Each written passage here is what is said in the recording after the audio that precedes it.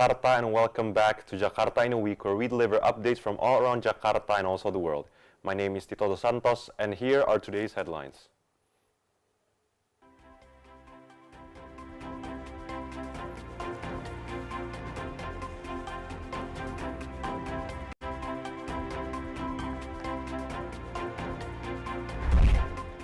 Prabowo inaugurates new National Energy Council members. IES 2026 targets resilient growth. Ocean Explorer reveals deep sea.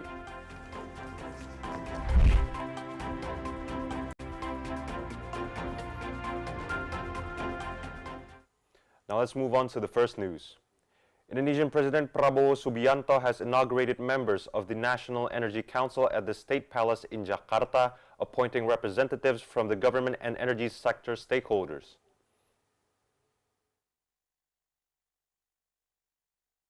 The National Energy Council is a strategic institution tasked with formulating and providing recommendations on national energy policy to the President. The Council is composed of members from government and non-government elements to ensure balanced representation of state interests and energy sector stakeholders. From the government side, the President serves as the chair of the National Energy Council. The Minister of Energy and Mineral Resources holds the position of daily chair, responsible for coordinating the Council's day-to-day operations. Other government members include several key ministers such as the Minister responsible for Finance, the Minister in charge of National Development Planning, the Minister of Industry, the Minister of Transportation, the Minister of Environment and Forestry, as well as the Minister responsible for research and education related to energy development. In addition to government representatives, the President also inaugurated 8 members from non-government elements. These members come from various backgrounds, including academia, industry, energy experts, and community representatives, whose role is to provide independent and strategic input on national energy issues. The inauguration ceremony included the oath-taking of all members, followed by the signing of official appointment documents, formally confirming their duties and responsibilities. With the inauguration of the National Energy Council, the government hopes to strengthen energy policy coordination, ensure energy security, and support the transition towards sustainable and inclusive national energy development. The government has officially implemented biometric-based mobile number registration as an effort to curb the rising cases of online fraud that have disturbed the public.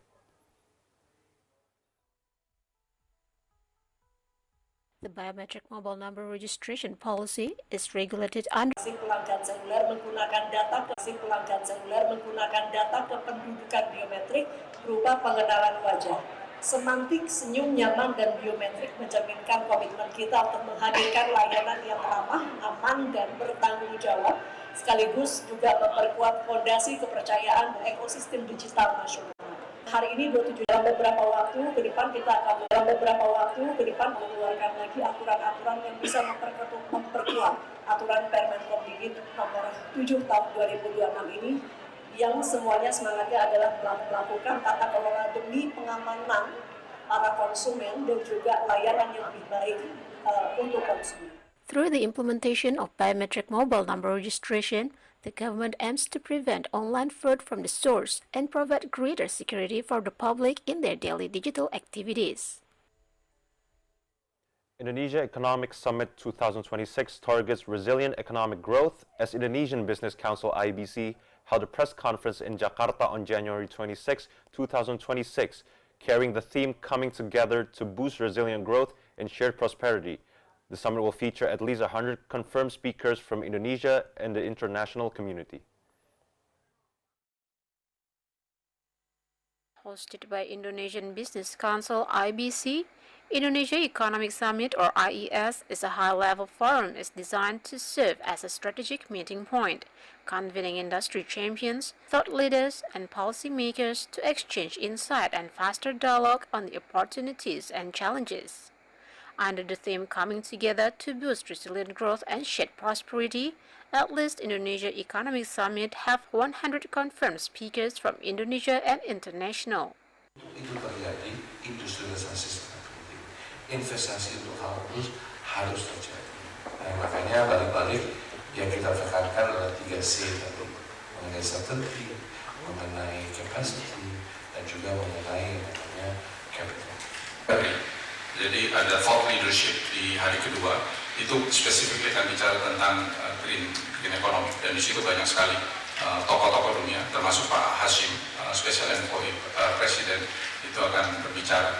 Kemudian kita turunkan, misalnya di dalam round table antara country, ini specifically UK, Inggris itu punya interest. Kita tahu Pak Presiden baru ke UK kemarin, dan memang ini kalau bicara soal green financing itu di sana. Jadi kita akan punya sesi khusus UK dan Indonesia bicara, dan itu para pelaku bisnis Indonesia akan bertemu dengan pelaku bisnis. IES 2026 will be implemented at 3 and 4 February 2026 and give strategic purposes such as business voice and dialogue, global insights and trends, rich global partnership, growth acceleration, and also IES 2026 have a room for bilateral and multilateral business roundtable discussion. The Indonesia Deposit Insurance Corporation, or IDIC, records 15.3 million working-age people ranging from 15 to 69 of age do not have any banking account. Access the financial sector and to receive the financial services required. Sama-sama khususnya dengan OJK dan Kementerian Keuangan dan Bank Indonesia melakukan kampanye, literasi, kami punya program like it misalnya untuk menguatkan kepercayaan masyarakat. Di target kami yang akan kami tetapkan di 2026 adalah kurang lebih menambah jumlah penduduk yang produktif yang nantinya akan memiliki rekening sehingga bisa akses pada sektor keuangan dan bisa mendapatkan layanan-layanan keuangan. Previously, IDIC decided to maintain the interest rate of rupiah deposit insurance in commercial banks at 3.50%. Member of the Board of Commissioners at the Policy Insurance Program Department, Ferdinandi Purba, explained in Jakarta Thursday, January 22nd, that the interest rate of rupiah deposit insurance in Bank Perekonomian Rakyat was decided at 6.0%. So did the interest rate of foreign exchange deposit insurance in commercial banks, which was decided to stay at 2.0%. Said insurance interest rate will come into effect from February 1 until May 31, 2026. Indonesian migrant workers are now being encouraged to become high-quality human resources who are not only able to work abroad, but also possess strong global competitiveness, advanced skills, and serve as ambassadors of the nation who carry Indonesia's good name worldwide.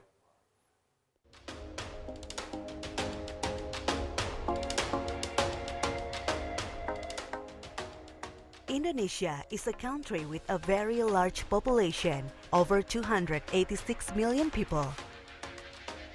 The majority of this population is of productive age and plays an important role in supporting economic growth not only domestically but also internationally.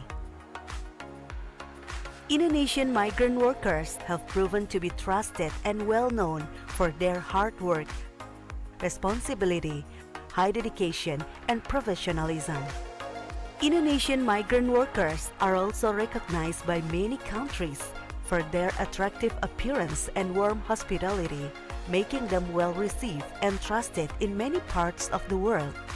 I do believe that there are some fields they can only depend on the Indonesian nationality for the workers, wherever the profession will be. They are very hardworking, okay, and also they are good looking.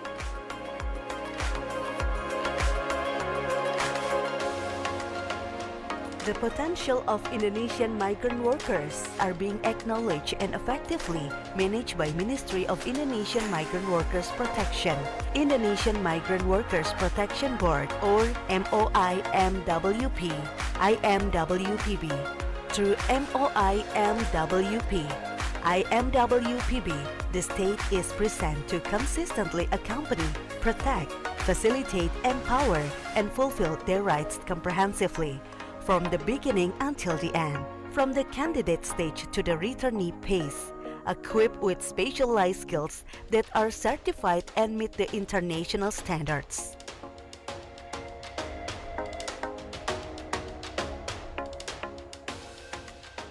To reach regions with high potential for migrant workers, 23 regional offices have been established in strategic areas throughout Indonesia. Their presence plays a crucial role as the front line in providing services, protection, and empowerment. The Regional Office of MOIMWP or IMWPB strengthens the state's role in optimizing and bringing services closer to the people, while also overseeing their journeys. Indonesia has a wealth of potential in the form of skilled Indonesian migrant workers across various key sectors, including manufacturing, construction, healthcare, hospitality, as well as agriculture, which encompasses plantation, animal husbandry, and fisheries. In the manufacturing and construction sectors, they are known for their precision, resilience, strong sense of responsibility, and a strong spirit of teamwork. In the hospitality and healthcare sectors, their warmth, attentiveness, and the sincere service that is characteristic of Indonesian make Indonesian migrant workers approachable and well received. Meanwhile, Indonesia's rich natural resources provide the strong assets of Indonesian migrant workers in agricultural sector.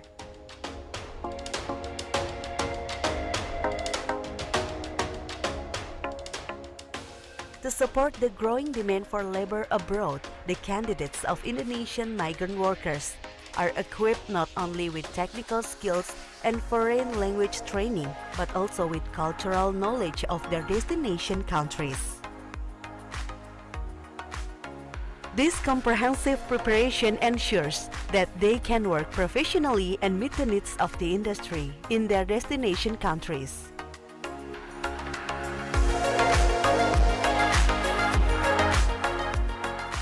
Good morning, my name is Mutiara. I'm a student from PPKD Jakarta Timur, majoring hospitality, food and beverage service. In this program, I have learned product knowledge, table setup, and table manner. With my skills, I am ready to work. Don't hesitate to recruit us. We are skilled, reliable, and work ready. Recruiting Indonesian migrant workers is the best decision since they are skilled, responsible, trustworthy, and internationally recognized. Indonesian migrant workers are ready to support the global industry.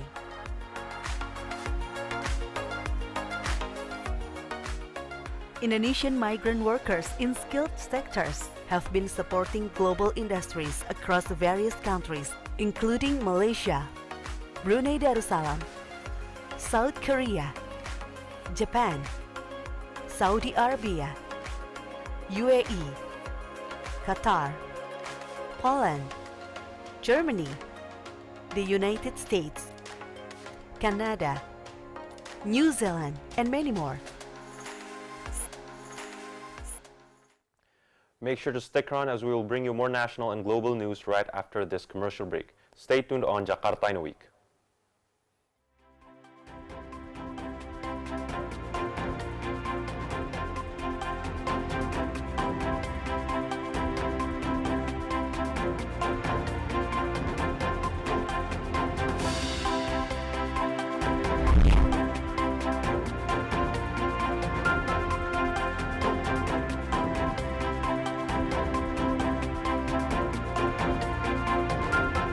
Pemenuhan gizi dalam masa pertumbuhan anak menjadi salah satu syarat mutlak untuk Indonesia Emas 2045.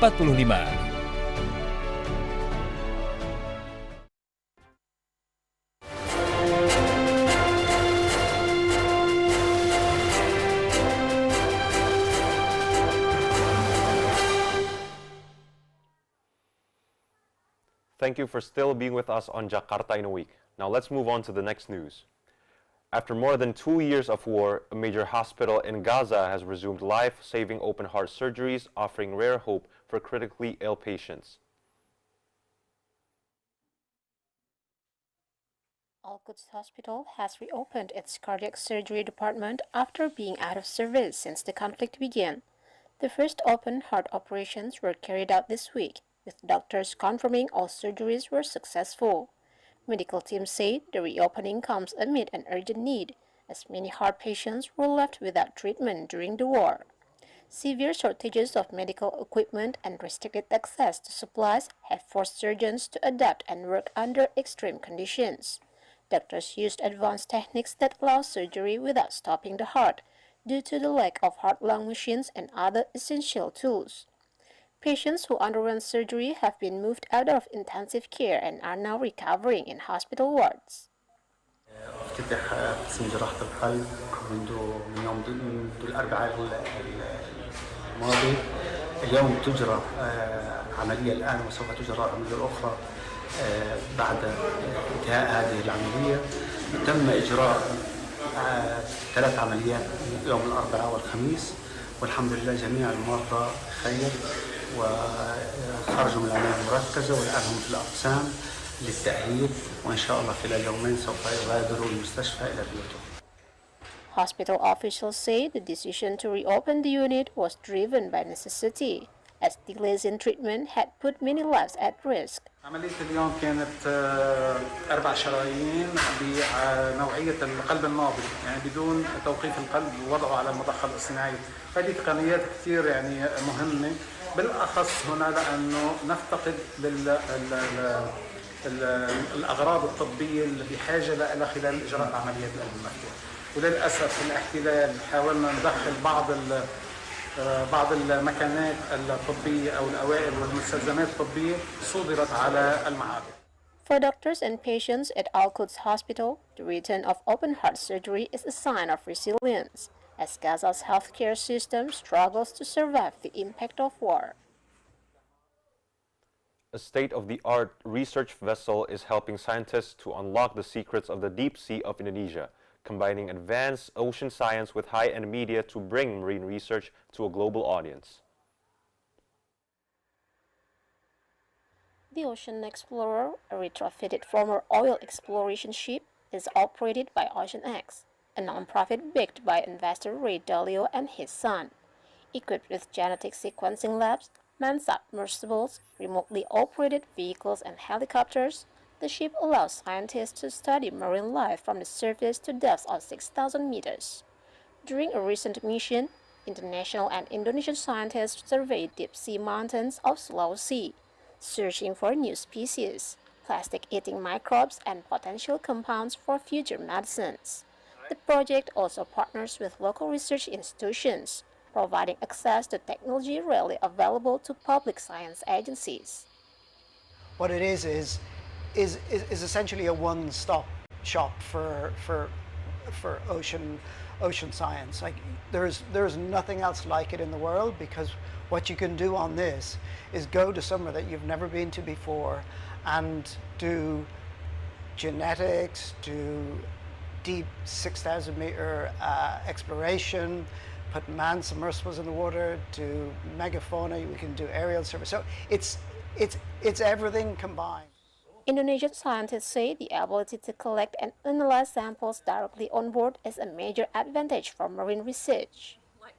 Yesterday it was my first experience in a submersible, and then actually a little bit nervous and anxious, but finally when we arrive in the seabed, and we can see many of unique organisms. Alongside scientific discovery, Ocean Explorer's mission aimed to promote conservation and education, making the hidden world of the oceans accessible to the public through film and digital platforms. Hundreds of visitors braved freezing temperatures in South Korea's mountainous Pyongyang County as the annual Trout Festival returned with a Pokemon-themed twist. The Pyeongchang Trout Festival, held in the region that hosted the 2018 Winter Olympics, teamed up this year with the Pokemon Company to host a 2026 Pokemon Go Winter Festival. Footage shows visitors ice fishing in sub-zero conditions, while others gathered in heated indoor spaces to catch virtual Pokemon using their smartphones. The collaboration attracted both fishing enthusiasts and fans of the popular mobile game, blending traditional winter activities with digital entertainment. 日本から来たんですけれども、普段来ないようなところで、こんな寒いところまで来ることがなかったんですけど、おかげでいろんな友達と会えて、マス祭り、美味しいご飯も刺身も食べれてとても楽しいです。また会ったら来たいのでよろしくお願いします。Other visitors said the festival's facilities made it possible to enjoy both the game and the traditional ice fishing experience. 오늘 여기 체육관도 너무 잘 돼 있고 너무 따뜻하게 잘 마련해 주셔가지고 피카츄랑 사철로 많이 잡고 너무 좋았습니다. 너무 따뜻했어요. Organized by the Pyeongchang Trout Festival Committee, the event runs from January 19 to January 25, offering visitors a unique way to enjoy winter in rural South Korea. Thousands of people filled the streets of Iloilo City as the Dinagyang Festival officially kicked off, one of the Philippines' biggest and most celebrated cultural events. Footage from the three-day festival shows the city transformed into a sea of light, with illuminated floats and dancers in neon costumes leading the Illumination Night Parade. The event combines tribal performances, music and choreography, celebrating light, artistry and faith, drawing both locals and tourists. The annual festival honors Senor Santo Nino, the Holy Child Jesus, commemorating a historic pact between Malay settlers and the indigenous Ati people of Panay.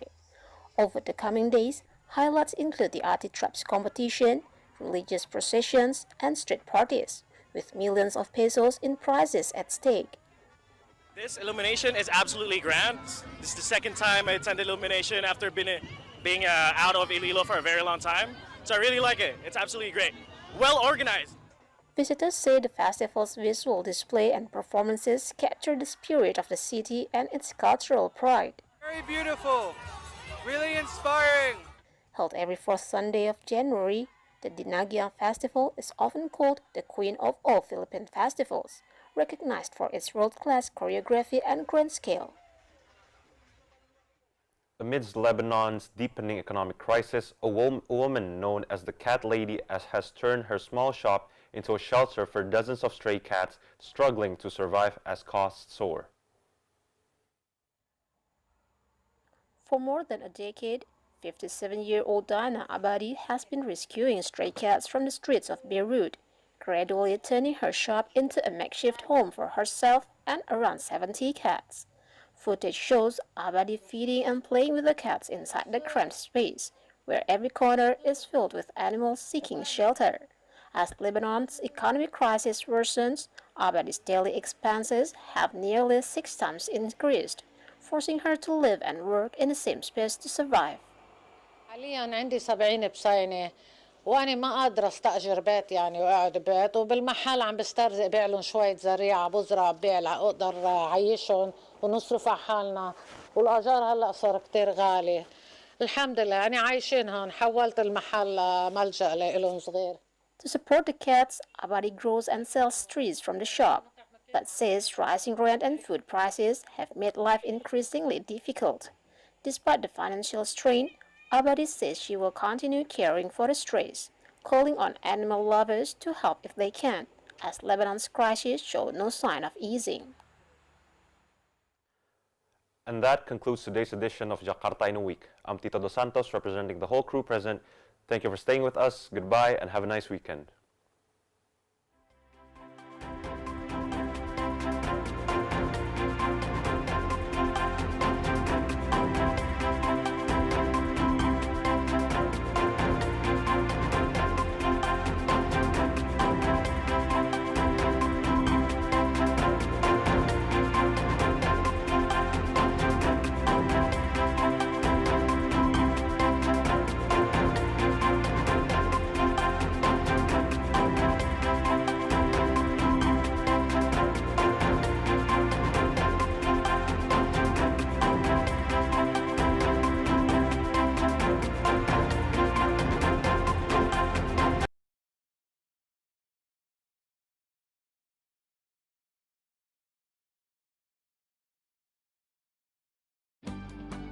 Misi Pak, saya Bung Itung dari BPS. Mau tanya-tanya? Hah? Kirain mau beli tahu. Taunya sensus lagi.